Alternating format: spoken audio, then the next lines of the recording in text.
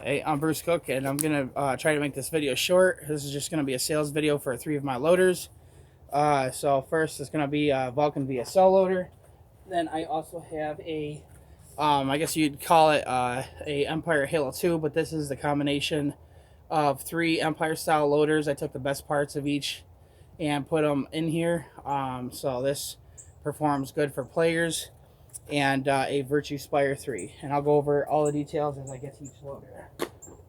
First, VSL loader. This will also be coming with an extender ring.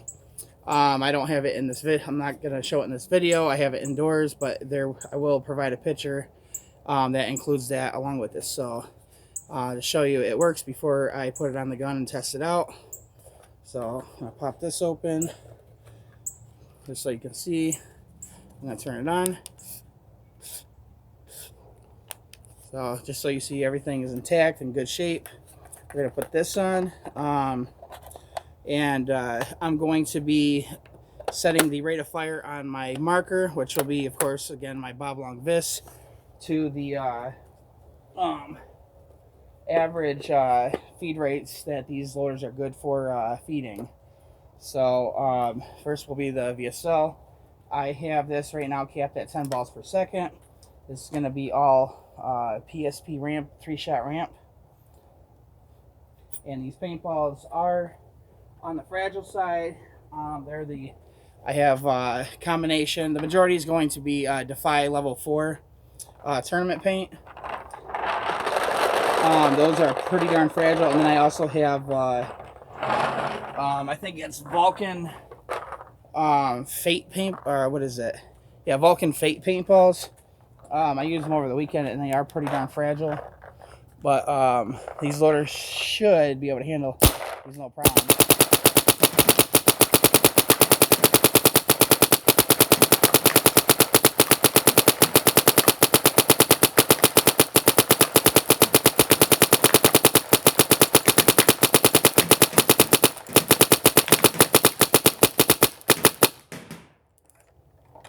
Alright, there's just one left. Alright, that's it. So there's your Valken VSL loader. Next up will be my Virtue Spire 4. And for that one, or Spire 3, I'm sorry. For that one, I'm going to raise the rate of fire on this to 12.5. I'm sure most people out there are only going to be doing like 10.5 or 10.2, but this loader does a pretty good job of feeding up to 12.5 consistently. It can peak higher than that, but that's not like really practical for this video because most people aren't going to be playing where they're going to be shooting those sorts of higher rates of fire. So actually, no. First, I'll show you the condition. This is in very good condition. I mean, there is a couple little scratches on there. The only I don't know if you call it a defect. It's not really a defect. It's just it's missing this. I got this loader in kind of roughed up shape. It just needed a good cleaning, and I will be including my speed feed on here, the Crown SF2.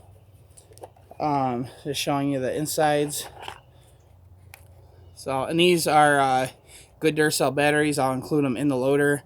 I've probably only put maybe 2 cases through this since I put these Duracells in. So they should last for quite a while. So we'll stick this back in. Okay, as you see, everything's in good shape. So we'll get this rolling. Phoenix gonna be a little loose on this one.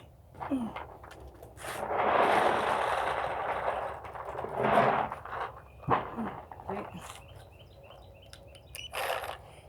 All right, make sure you got a good shot in the frame. Okay.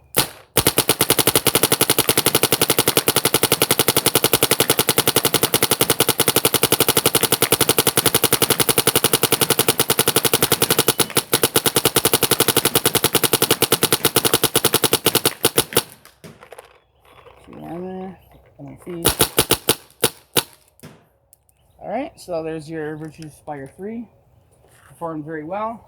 And last but certainly not least, at least in my opinion, is the my Empire loader. Okay, so The details I have to explain about this is, firstly, this is an Empire Scion shell. I like the shell more than the standard Halo 2 or Empire 2 loader. And so this also has the battery door where you have that little latch thing right there. Makes it a lot easier to get this on, and less worries about the loader breaking, or the battery door breaking off. I also have an aluminum, I think it's a Warrior rip drive on here, so you don't have to worry about this getting broken off.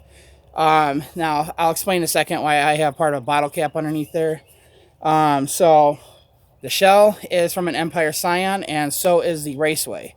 If you're familiar with the Empire Scion, that uses eyes to respond to the movement of the paint for it to feed. This does not have that. This has a Empire Halo 2 board in it. It's sound activated. I found that to be the better of the boards, or the way these things respond. So I have that in there. There's no eyes in there. You don't have to worry about all that.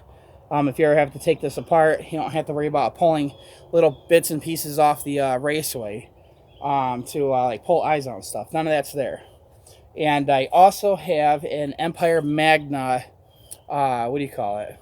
An Empire Magna clutch kit in here.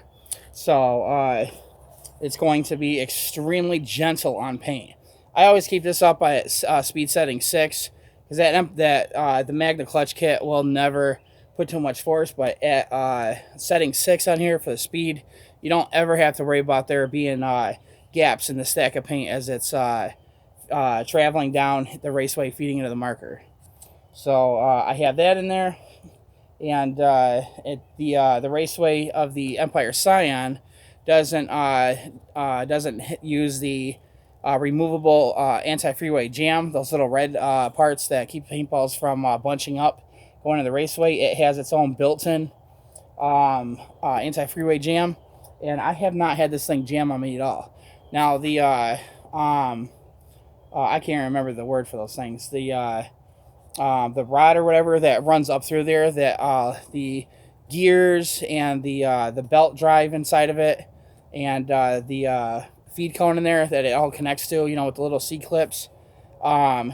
They're because of the way the Raceway is designed, none of these rod parts were the exact right length. So I was able to use the original. It was an older Empire style loader rod, and so it was long enough. It came out the bottom of the shell. It could accommodate this rip drive on here, and I had to put the bottle cap on there because where the C-clamps are positioned in here, it had too much give. But I have played with this quite a bit. I've probably used this, put at least 10-15 cases through it, and there's never been a problem. I've even taken hits to this bottle cap, and there's no it didn't break or nothing. It's from like an Aquafina bottle, so it's a more flexible plastic, less prone to jamming. Now for this, also I have the Epic 2.0 speed feed that'll be included on here. So, and this thing has worked flawlessly. So for this one, I am going to raise the rate of fire cap to 15.5 balls per second, because this loader is easily capable of those higher rates of fire. These loaders were originally designed in the early 2000s. I believe the first Halo B belt drive loader was introduced back in 2002. I remember I got one back then, right after it first came out. That was back when these things were like $150. So, as you can see, the back plate is also Scion. I thought it was more stylish. So, but we're going to dump a whole loader of this, and this should demonstrate this thing is pretty good on feeding fragile paint. I have not had, including Ultra Evil paintballs, I have not had anything break in this. I mean, this has not crushed any paintballs into the loader.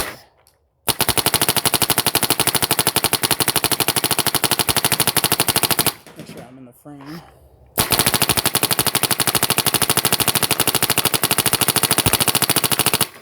Oh, also I want to show how fragile these paintballs are. Let's see if I can find something to drop it on. Here we go. Let's see the rock. I don't know if you're gonna be able to see this. Maybe I'll just set the marker down. But the 5 paintballs are pretty fragile. As you see, that just exploded off there just by doing that. So yeah, we'll do it one more time. All right. I just want to make sure this is in the frame. See, right from just, oh, hang on. It worked the first time. Okay, I'm gonna throw it a little bit harder. Just like that. You see that? So it gives you an idea how gentle this loader is on fragile paint.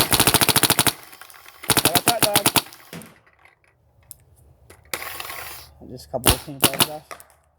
So there you have it. So even loader design with the proper parts in there can handle extremely fragile paintballs. I mean, you seen that was like 4 or 5 inches above that rock, and I just gave it a little toss to it, and the paintball just exploded.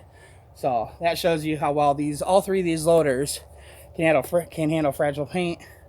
But there you go. Hope you enjoy it, and please buy my loaders.